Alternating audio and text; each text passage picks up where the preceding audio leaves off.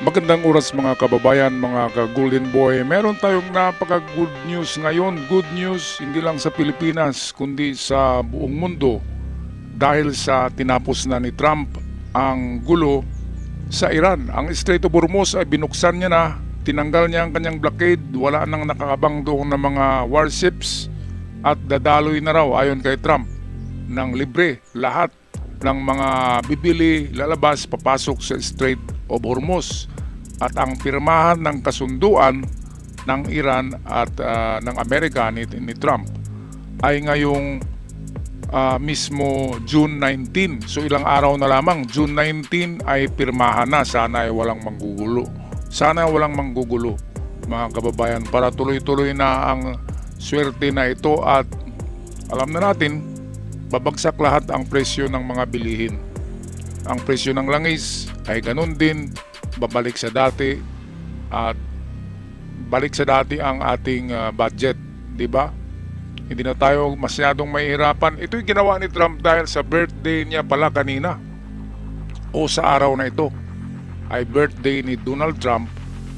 Kaya dahil birthday ay maganda ang kanyang mood, ay tinanggal niya ang blockade sa Hormuz kanina lamang at siya nag-order na i-atras na yung kanyang trupa yung sa naka-blockade sa Hormuz. Kaya meron tayong magandang source ng balita dito. Walang iba kundi ang very reliable channel sa Amerika. Walang iba kundi ang The Fox News Channel. Trump says a deal with Iran is now complete. Moments ago, he announced on Truth Social that the Strait of Hormuz will open without a toll and that the authorized removal of the U.S. naval blockade will go in effect. Let's bring back Trey Yinks live from Tel Aviv with more details. Trey? Yeah, Joey, a major announcement by President Trump after more than 100 days of a state of war between the United States and Iran. A deal has been reached. President Trump, I hereby fully authorize the toll-free opening of the Strait of Hormuz and simultaneously herewith authorize the immediate removal of the United States naval blockade. Ships of the world, start your engines, let the oil flow. President Donald J. Trump. The president making this announcement on his birthday from the White House in Washington. There was another statement released by the Prime Minister of Pakistan, one of the key mediators in the conversations that led to this agreement to end the conflict between the United States and Iran. The Pakistani Prime Minister made a lengthy announcement thanking both the United States and Qatar for their role in reaching this agreement. The Prime Minister says there will be an official signing ceremony on Friday, June 19th in Switzerland.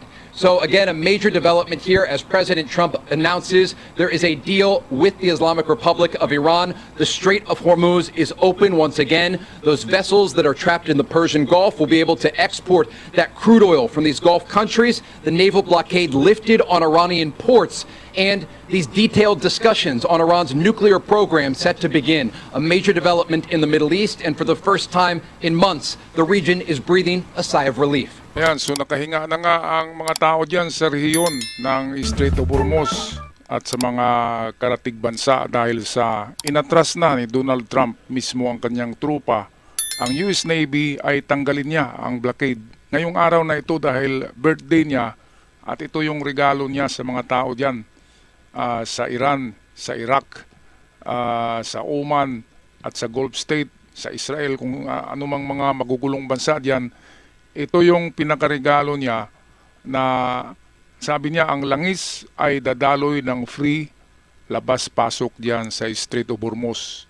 Kaya mabait ngayon si Donald Trump, siguradong walang bumbahan. Ngayon 50% na ang accomplish. Kasi dalawa lang naman ang target ni Trump dito. Ito yung mabuksan ng Hormuz at mabasura yung nuclear ambition ng Iran. Kaya ang natira ngayon ay yung paano kunin yung nuclear dust or yung sinasabing uranium enrichment na mataas na ang porsyento. Pwede nang gamitin sa nuclear warheads. So yun na lang ang problema ngayon. Ang Strait of Hormuz ay bukas na para sa lahat. Ang Iran ay maligaya na dyan. Kaya nga binuksan niya ni Trump kasi isa sa mga kondisyon niya ng Iran na bago nilalagdaan ang kasunduan ay buksan muna ang Hormuz para magkapera naman ang Iran. So ito na, tinupad ni Trump, ang hintayin natin kung tutupad ba rin ang Iran ng kanilang promise na kanilang ibasura ang kanilang nuclear ambition. Alright, balik tayo sa The Fox News Channel. What do you think the first steps of third parties will be, those ships and other countries, things of that nature? Well, I think that the president getting this across the finish line tonight was very significant because remember, Israel was bracing for the possibility of incoming Iranian ballistic missiles just hours ago. Yeah. And the president clearly got on the phone and told them, hold your fire, sign the deal. And that's what's happened here. And again, this announcement by the Prime Minister of Pakistan, along with the announcement by President Trump on Truth Social. The fact that there is an immediate opening of the Strait of Hormuz is significant because this is 50% of what the president was trying to get. The other 50% has to do with Iran's nuclear program, and these detailed discussions will take place in the days and weeks ahead. When we think back to when Operation Epic Fury began, there was one goal that President Trump had, and he told us this goal over and over again when we would speak with the president. He said, Iran cannot have a path to a nuclear weapon. And again, the vision here for the president is a Middle East where there isn't a constant state of war, but rather opportunity and prosperity for countries across the region. And so it's a significant announcement. Certainly there is still a lot of work to be done. There's a big difference between signing and implementing a deal, but this is a major first step toward peace in the region. And the president has gotten this deal across the finish line that will now immediately open the Strait of Hormuz, free those vessels that are currently trapped in the Persian Gulf, and now enter into these detailed negotiations on Iran's nuclear program. Ayan, so immediately, yan ang order ni Trump kagabi yan, kagabi sa Amerika, order ni Trump sa US Navy na umalis na dyan, tanggalin ang blockade sa Strait of Hormuz para makalabas-pasok na nga itong mga oil tankers na natrap inside and outside of the Strait of Hormuz. Kaya maligaya dito ang Iran dahil ito ang isang kondisyon na hiningi ng Iran na tanggalin ni Trump ang blockade para naman kikita ang Iran kasi wala na nga silang pera. Lugmok ng ekonomiya dahil hinuhuli ni Trump ang mga Iranian vessels na nagbenta, lumabas-pasok yan sa Strait of Hormuz. At ang maganda niyan, merong 200 container ships, merong 200 oil tankers na nakumpiska si Trump. At ang mga laman noon na langis ay nasa Amerika ngayon. Kaya sabi ni Trump mismo, ito ang sabi ni Trump, na ang ekonomiya ng Amerika ay lalong gaganda dahil pagkatapos ng gera ay ito nga yung nakuha niya, yung mga na-intercept na mga oil tankers. At ang mga laman noon na langis or crude oil ay pagmamayari na ng Amerika kasi nga gera, di ba? Kaya napakagandang balita ito mga kababayan, mga ka-Golden Boy, dahil 50% na ng hangad ni Trump.